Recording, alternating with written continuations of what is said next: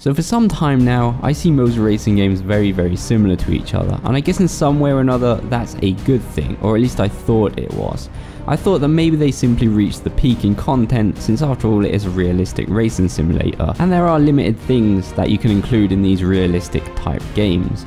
But the other day, that changed after I got my copy of Project Cars 2. I'm not going to lie, the last racing game that I played before this one was actually the original Project Cars game that I picked up quite recently and has been my go-to choice for chill time racing games. So I did go into this one with high hopes, and for the most part it didn't let me down. Absolutely tons of content, tracks, cars, weather effect, track variants, and a lot of in-game tuning and customization.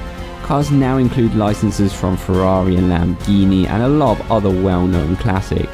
Tons of tracks with their rightful variants. Weather effects in this one are a bit over the top in a kind of fun way. That kind of gives you the chance to make chaotic blizzard races and a lot more. I also like little details like the puddles of water staying in the right places every lap, and you can really feel how the water affects the driver in this game. This game obviously comes with a great career mode just like the first one, a great number of racing classes to choose from, and now with the numerous new car licenses, these classes will not feel quite as empty as before. Though personally I do love to hang out more in the custom races with just the right rules and difficulties to have fun, or simply go online for a more competitive scene. In these kind of games these days there isn't really much more that can really stand out, but I must say I really did like the sound of the engines in this one, unlike a lot of racing games that just don't do good engine sounds these days for whatever reason, and by most I mean like 99% of them. Graphics are really nice on all platforms, but there's nothing really too special or nothing that really stands out.